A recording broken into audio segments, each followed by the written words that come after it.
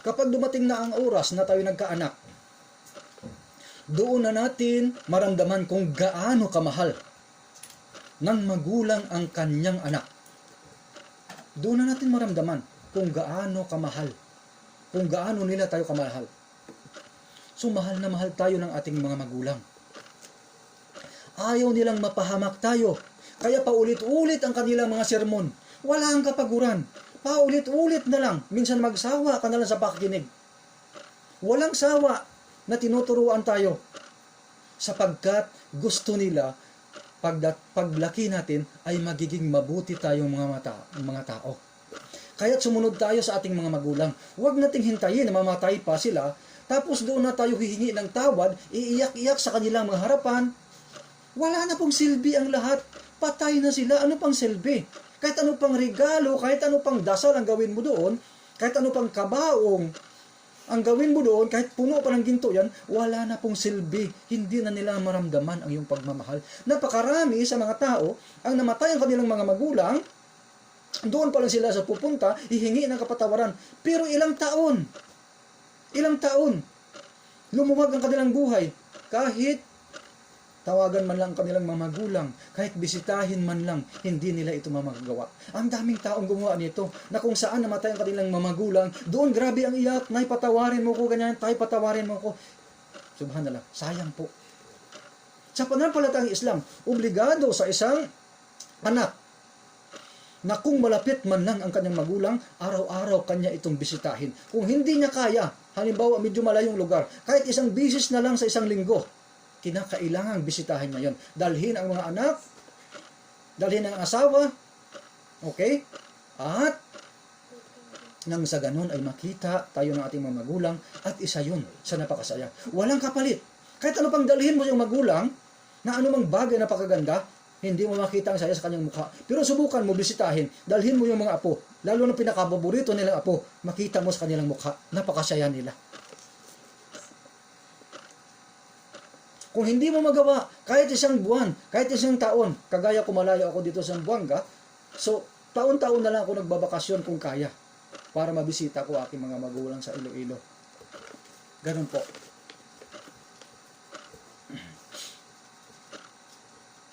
Kung hindi mo magawa ito, itong mga pinag-uutos na ito, wala kang kakwinta-kwintang anak. Wala tayong kakwinta-kwinta, sapagkat naging maganda nga ang kalooban natin sa ibang tao, tapos pagdating natin sa ating mga magulang, hindi man lang natin magagawa ang mga bagay na yon. Minsan, kung anong kailangan natin mga magulang, binabudget pa, magrereklamo pa. Tandaan po natin na nung tayo'y maliit, kahit gaano kahirap, kahit gaano ang ginastos nila sa atin, mahospital tayo, kahit gumastos pa ng milyon, wala pong reklamo. Never sila nag-complain. Ganun po tayo kamahal, dapat susuklian natin yon hanggat sila'y nabubuhay. Huwag nating hintayin na abutin ka sila ng kamatayan at doon ka na magdrama sa harapan nila, magdrama sa harapan ng iyong mga kamag-anak.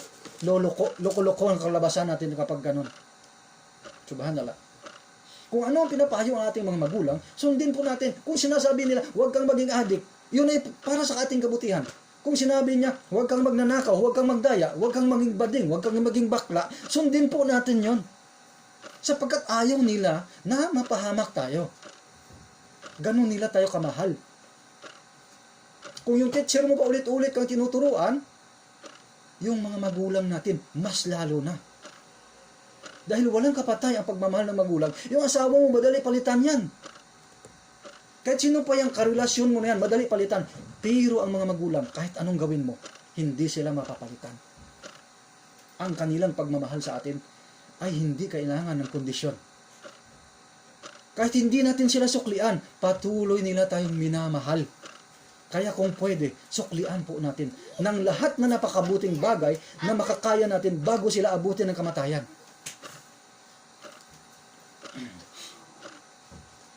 Kung hindi natin susundin ang mga pinapayo na ito, sabihin ko sa inyo, maraming pangyayari na napahamak.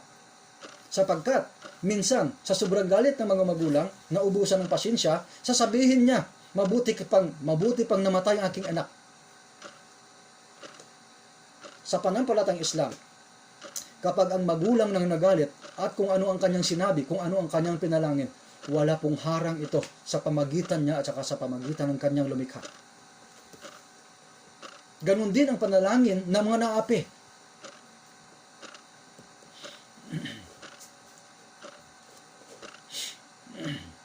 Kung ano man ang mangyari sa atin, kahit na konti lang, masugatan ka lang, mabukulan ka lang, ang ating mga magulang, sila ang number 1 apektado. Tingnan nyo yun.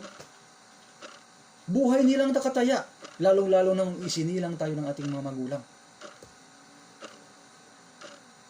Pag nagkasakit tayo, lalo na, hindi makatulog, hindi makakain. Ganun po katindi ang kanilang pagmamahal sa atin. Tapos ngayon, tayo, kung ano-ano na natin gagawin. Kaya kahit saan kayo tumingin sa paligid natin ngayon, makikita yung mga anak. Talagang napakatigas ng ulo.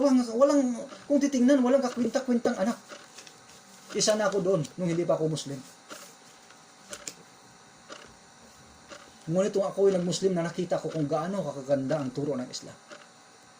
Ito ay natatakpan ng mga nakikilala nating mga pangit na mga Muslim. Mga nagkiklaim ng mga Muslim, pero hindi sila tunay na Muslim. Kaya ang aral ng Islam, wala sa kanila. Kung gusto nyo malaman ng Islam, titingnan nyo ang Islam sa katuruan. At kung sino man ang sumusunod sa katuruan na yun, yun ang matatawag na tunay na Muslim. Mayroon tayong kasabihan na huwag i-judge ang aklat sa kanyang cover. Dapat ganun din po. Ang buhay natin ay napakahalaga. Huwag nating hayaan na tayo ay mapahamak. Sapagkat kung tayo ay mapahamak, yun din ang maramdaman ng ating mga magulang na walang kasing sakit. Walang kasing sakit, namatayan siya ng anak. Napakatindi ng kanilang pagdurusa. Hindi lang sila nagpapahalata. Kaya minsan makikita nyo, ang mga magulang, nagkasakit ang kanilang anak, nagka-cancer, nagka-TB o kung ano man dyan. Minsan nauna pang mamatay ang magulang. Dahil hindi nakakatulog, depressed, una pang inatake at natuluyan. Marami naman siguro tayong nalalaman na ganun ang nangyayari. Okay?